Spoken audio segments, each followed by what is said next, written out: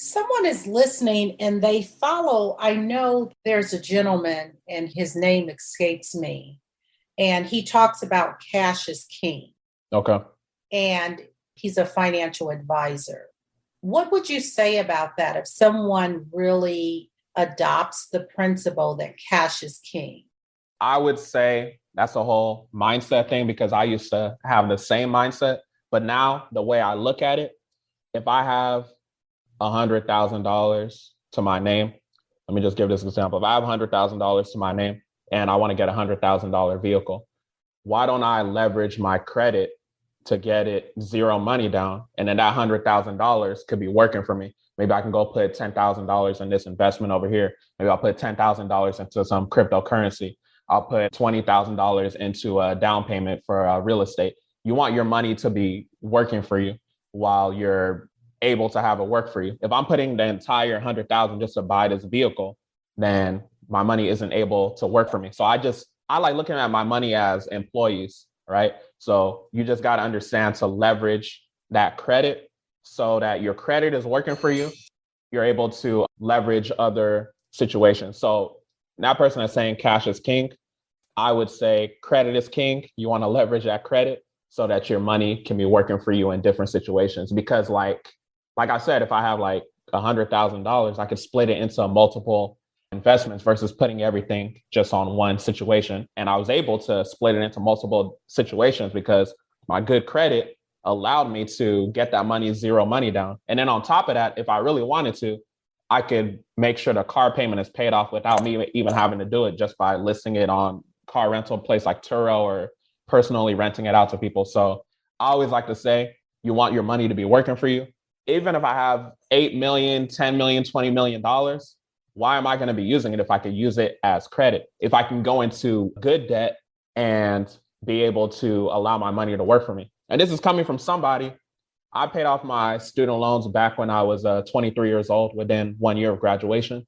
So I used to have the mindset like, oh, debt is bad, debt is bad, debt is bad. But now that I've grown more and I understand the power of leverage, I can go into good debt and allow my money to be working for me. So that's how I view it. And that's a great analogy, Michael, because I had a gentleman, if I'm not mistaken, that was on one of the episodes. And he told the story, and the reason I said I think so, because I hear a lot of stories. And so I don't know if someone shared this story or if it was someone on the podcast. So let me retract that. But it was great where he had mentioned that he got a student loan. And a lot of us talk about, like you said, we don't really understand credit. We don't understand leveraging credit and using other people's money is what you're talking about, which is very wise. And if you use it wisely. And what he did was, matter of fact, it was a young lady. She talked about how she was from the Indian culture and they taught her that debt was not good. She went to an Ivy League school and her counterparts, Caucasian, went and borrowed like $100,000, as much as they could. And we know that the interest rates are super low. And what he did is he took that $100,000 and invested that in college on property. Not only does he have roommates paying that mortgage, when he graduated from college to either sell it or it's paid off or whatever, I don't know, but he's already made an investment. So he gets 4 or 5 people living in the house paying the mortgage. He's not even paying the mortgage. He's living for free. He done borrowed $100,000. We know time value of money. So that was really, really wise. And the young lady said she wished that she would have known that strategy because she didn't know that strategy. So when you're talking about good debt and being a responsible spender of money, using other people's money and leveraging it, that's brilliant. Thank you. Michael, we always want to have an attitude of gratitude. So why don't you fill in the blanks? Fill in this blank. Okay. Thank you, pandemic, because. God allowed me to know more about myself and leverage my credit. Michael, what did you learn about yourself that you didn't know? I learned that I'm more of a hard worker than I gave myself credit for, no pun intended. Sometimes I'll be in a situation where I feel like, okay, maybe I feel like I'm lazy with what I'm doing, but I just felt like it was because maybe the passion wasn't there as much. But when I was understanding like the truth about credit as far as like these consumer credit laws I was speaking about earlier when I'm talking about FDCPA 15 USC 1692 or the FCRA 15 USC 1681 or even the Truth in Lending Act 15 USC 1602. I was just finding myself just constantly up to like 2, 3 a.m. consistently just studying the different laws. So it allowed me to know that I'm not as quote unquote lazy as I may have felt in different situations that where I may not have been passionate. So I think the pandemic really allowed me to just sit down, focus on grind mode and just really get that information so that I could bless my clients and anyone to listen to the podcast too. What is your zone of genius? My zone of genius. Oh, my zone of genius. Okay, that was a very proper way to say what's my superpower. Have you heard of the DISC assessment? No. Okay, it's a personality test. It basically says how you operate, not necessarily who you are. And that kind of reminded me of that. There's 4 different personality styles, D, I, S, and C. My personality style is I'm a high D, which means someone that's like a dominant, demanding, driven person. So I would say my superpower really is the fact that I'm determined, I'm consistent, going back to the core values of CAT. And I just execute because I understand when I look around at people, and I see the fact that 99% of people, I would say, don't really take action, but I would say it's the 1% of people that actually take action. So even the people that's listening to the podcast, when I'm talking about the manufactured spending, when I'm talking about the credit, when I say something like you can go to freeannualcreditreport.com, I believe it is, and get all 3 of your credit reports, most people are not going to take action. So I would say one of my main superpowers is just my ability to take action as fast as humanly possible. Michael, I want you to have a monologue. I want you to name this person, living or not, and they have inspired you so much. You are so indebted and you appreciate this person so much. Name the person and what are you saying to this person? That's a great question. I'm going to give the monologue to the late Kobe Bryant. Rest in peace to Kobe Bryant. And the monologue I would say is, thank you for the inspiration. Although I never met you a day in my life, I didn't know that someone I never met could impact me. The passing of someone I never met could impact me as far as the mindset to wake up early and go get it, as far as the mindset to execute, as far as the mindset to he himself, he was a high D personality as well. So just giving me that inspiration, I would definitely thank him because the way that he impacted me is the way that I attempt to impact people, as far as people that may be younger than me, people that may be, same age as me, people that just watch what I'm doing as far as credit. So I want to be able to impact people that may have never met me a day in their life the way that Kobe Bryant did. So that's why I would tell him, just thanks for the motivation he gave me, Mamba mentality, everything.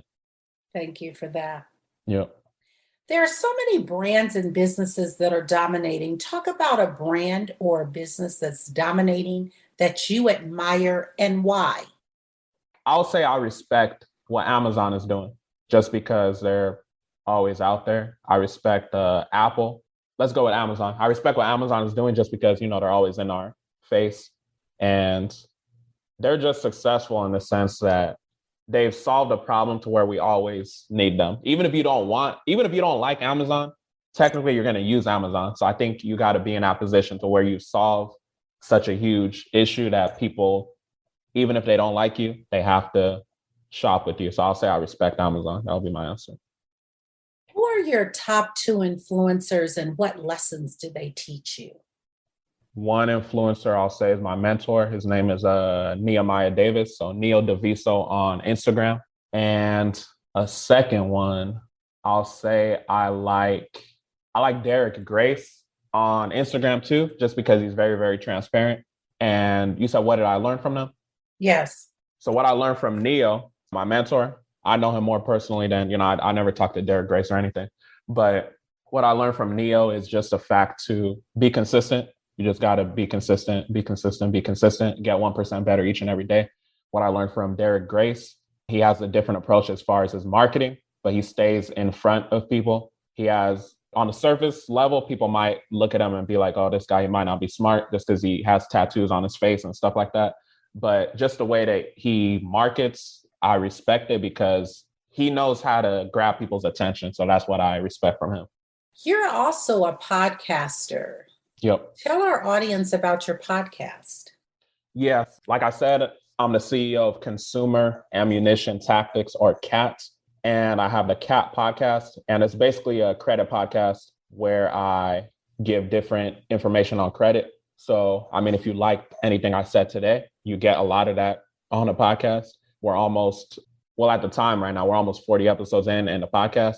I've had a couple guests here and there, so you can definitely check the podcast for that. So if you're just looking to build your credit, if you're looking to get better with your credit, if you're looking for new manufacturer spending tactics, if you're just looking to improve as far as your credit, then you're going to want to tune into the podcast. And I say credit is life. So if you want to improve with life, I don't know who doesn't want to improve with life, you might want to tune into the CAT podcast. So you can click the link in my bio, my IG bio. My IG is at Mike O. Benjamin, MICHOBENJAMIN. That's my personal Instagram. And you can go and listen to the CAT podcast right now. What problem exists in the world today that you'd like to solve, Michael? People's mindset about credit. A lot of people think like, oh, I don't need credit. And sometimes it's just, you don't know what you don't know. Because like I said, I got my first credit card at 20 years old. If you came to me, you said, oh, do you know about this manufacturer spending tactic? I would look at you like you're crazy. So it's just the fact that you don't know what you don't know sometimes. So I think just credit literacy and just making people more aware about the importance of credit, people within our community more aware about the importance of credit, and just credit leverage is something that I would definitely like to solve. Because a lot of people, let me speak for myself. I used to think like, oh, I need all this capital just to start this business. But you could leverage your good credit and get you 0% interest business credit cards for, 6 to 12 months. I gave you guys the Key Bank example. That's not an example that I read about somewhere. I physically did. I can show you the Key Bank business credit cards I have 2 of them.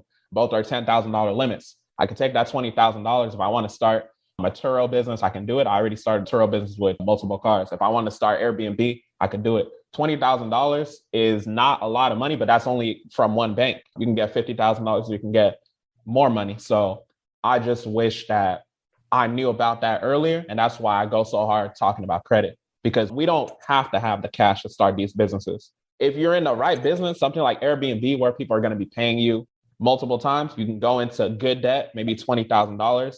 If you're making thousands of dollars here and there, you're going to pay it back off and you won't have to pay interest. Now you're in the green, you can earn money. You start a business for free. Credit. And then how did you raise the capital to start your businesses? I didn't, like I said, with Turo, I just used my credit where I leveraged it. So I had I think my experience was 790 something. That's the highest my credit has been. So it was like 790 something. I went to Bank of America. I got business auto loans because I had good credit. I was able to secure just above $200,000 in funding for vehicles. So I went and got multiple vehicles. So that was how I funded that. My first car payment wasn't due within 30 to 45 days. So I was able to put it on the Turo platform. I'm able to pay off the car payment and I didn't have to come money out of pocket. So that was how I funded my car fleet, based off of leveraging that credit. And then one thing I've done too, I've used the Key Bank capital. I invested in a cryptocurrency. So for people that know, cryptocurrency is volatile. The market can move up, down, up, down. So it is a risk. So you want to know what you're doing. But taking the money off of those credit cards, invested into some crypto, invested into some stocks here and there. I use Airbnb as an example. I'm not in the Airbnb space necessarily right now, but yeah, the main thing was getting multiple vehicles where I didn't have to come out of pocket just because I had that good credit. I didn't have to be like, oh, I need to put $10,000 down payment for all of these vehicles. I get to keep my own capital and allow the people that rent my car to pay, for me and use my own capital to build whatever I want to build. And talk about the risk and the insurance that you need when you're renting out those vehicles. Oh, yeah, that's important too. There's always a risk with vehicles because you risk somebody being able to possibly, God forbid, crash your car or whatever.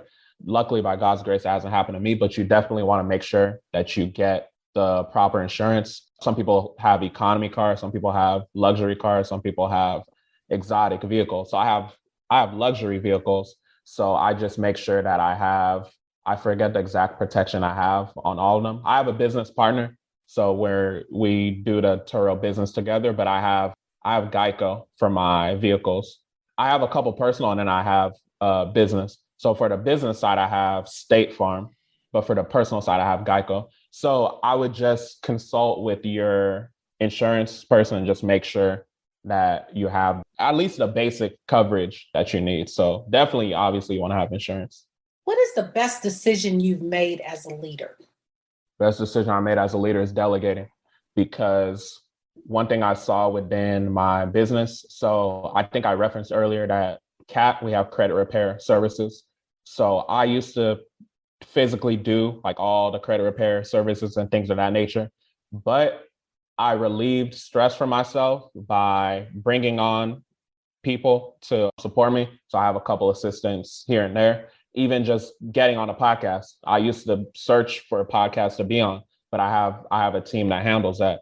So I would just say the best decision I made as a leader, the best decision that anyone can make is just delegating, because you can't do everything by yourself. And I want to reference a good book that was really a game changer for me. And this book is called Who Not How. I forget the author's name. I think his last name might be Sullivan, maybe, but don't quote me. But the book is Who Not How. And it basically just talks about the importance of finding the who's on doing things, not necessarily focusing on how is it going to get done. So a who for me was finding someone to do my credit repair for me. A who for me was finding someone to be my PR for getting me on podcasts versus me doing it. So I could focus on being the face of the business or focus on the systems, or I could find a who to create the systems within my business as well. So biggest thing I would say is delegation, delegation, delegation. The word is listening, Michael. What is that resounding sound or message that your generation is saying that we should be listening to? Leverage your credit, leverage your credit, leverage your credit, leverage your credit. Pull all three of your credit reports. If you don't know what's on your credit report, you need to be checking your credit report like you're taking a shower, like daily. You need to constantly check and be aware of what's on your credit. I really want people to really, really focus on their credit. Like you guys probably heard on the bio in the beginning of the episode, I'm known as the credit alchemist. I turn credit to gold as far as manufacturer spending, as far as, everything credit. So I really want y'all to leverage your credit, focus on your credit, because credit is life. If you don't focus on your credit, you're saying you don't care about your life. Michael, if you conducted this interview, what is the one question you would have asked yourself? I want you to ask the question and answer it. That's a good question, by the way. I would have asked, which is one question I ask on my podcast. I say, what is a question that people don't ask you about that you might want to talk about? I would say just culturally. So I come from a Nigerian household. Both of my parents are from Nigeria. So I think maybe that's where a lot of my discipline and stuff comes from. Anyone that's familiar with a Nigerian household, they always say you got to be one of three things or you're considered a failure in the culture. You got to be a doctor, lawyer, or engineer. I happen to be an engineer as far as my full-time job and things of that nature. But the thing is, my parents were different, which I appreciated. They weren't necessarily on like, oh, if you're not a doctor, lawyer, engineer, you're a failure. It's more so just be something that's productive to society. So I would just say that's one thing I wanted to mention. I am Nigerian. So shout out to all my Nigerians that may be listening. So yeah, that's it. Michael, we've come to the part of the interview. It's called Fun Facts Lightning Round. I'm going to ask you a series of questions that I want you to give me very quick answers. If there's something you desire not to answer, feel free to say pass. Are you ready for the Fun Facts Lightning Round? Yeah, nothing off the table. Let's answer it. Let's get it. Your favorite color? Favorite color is gold. Funny thing too, when I was like in third grade or younger, my favorite color was orange.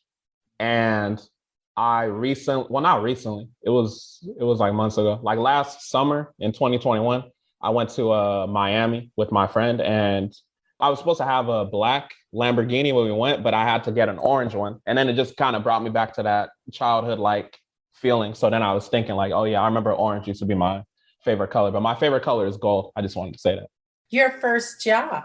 My first job, I forget the title. It was when I was in college, but I had a very, very disrespectful hourly rate. I think it was like $12, $15. I don't even remember how low it was, but I don't even remember the title. But basically what I would do, I would go into different classrooms and I would just make sure that all the desks were in order for the classrooms in my college. And it was pretty relaxed. It was a pretty relaxing job, but I would also come back and do like scheduling things. But I think it was a scheduling assistant or something like that. But it was a job I had in college, like my second year up until senior year. And I'm going to do a sidebar when we put things in perspective. And you're saying $12 an hour, and that was super low. Oh, at the time, yeah. Let me take back what I said. No. And no, Right. this is not disrespect at all. I'm just putting into perspective. We talk about credit, we talk about money, and we talk about time value of money, which a lot of people don't understand. That economic term about time value of money is really profound. But what's really deep is that when you say that, I remember when my father was making $1, like $5 a week. But for me personally, 30 years ago, when I moved to Las Vegas, they were paying me with the degree $6 an hour. Wow. And Vegas has not moved up. They're probably at maybe $8 or $9 an hour. So when we put things in perspective, just to say, when somebody, and I know that they're trying, now we're talking about the Great Resignation, they're trying to pay more. But when we put things in perspective, it's like, wow, that's mind blowing. Yeah, definitely. But you didn't do any disrespect. I just wanted us to travel back in time say, even in 2021, people are still making possibly $8 or $9 an hour, which is a travesty. That is crazy. Yeah, I said that to say, if anyone's listening to the podcast, I didn't mean to disrespect you. No, it wasn't. It's just real talk. It's real talk is what it is. Facts. We're not about bashing, because I brought myself in. It wasn't about bashing. It was just real talk. Got you. The last movie you saw? Oh man, I did not be watching movies like that, but I think I watched Black Panther recently, just because I was thinking about the whole Chadwick passing thing. So I would say Black Panther was one I recently watched. I mostly watched Power on Stars, so if people know about Power. Power just came back recently, so yeah, that's mainly it. I don't really watch too much. You relax doing what? I relax. This is kind of a contradiction, but going to the gym. Your favorite singer or rapper? I'm gonna give two, so it might sound contradiction again. So Kendrick Lamar, I like Kendrick, and then I also like Young Thug, just because Young Thug is like different, the way he does his sounds and his vocals. Some people might be like, oh, they're contradictory because Kendrick's lyrics is more like real, Young Thug is not, or whatever. But Kendrick and Young Thug, I like both of them. Your favorite dance song? I don't have one. Not at the moment. What food do you eat every week, no matter what? Rice and stew, Nigerian dish, real quick. Your favorite month? February. That's my birth month. Workout or hit the couch? Oh, you already know, workout. Michael Benjamin, thank you so much for joining us on Black Entrepreneur Experience Podcast. Before we let you go, why don't you share with our audience the best way for them to connect with you and to do business with you? And feel free to leave all your social media handles. Yeah. First of all, thank you for having me on the podcast. I hope you guys got value out of the time we had here on the podcast.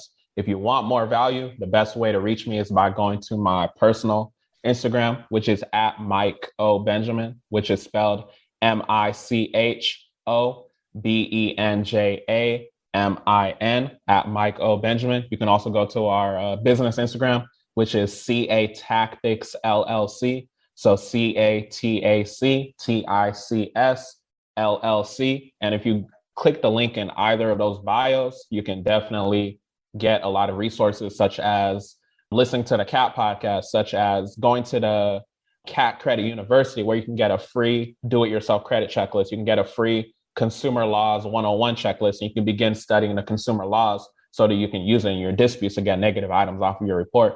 You can also get a free session for credit repair.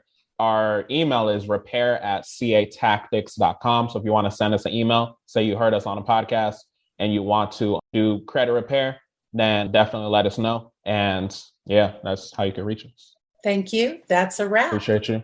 Thank you. Thank you for listening and subscribing to Black Entrepreneur Experience. We would love for you to leave a review and rating on iTunes and share with your friends. For show notes and more episodes, go to www.beepodcast.com. Join us next Wednesday, and remember, green is the new black. So keep your bank accounts and your business in the black.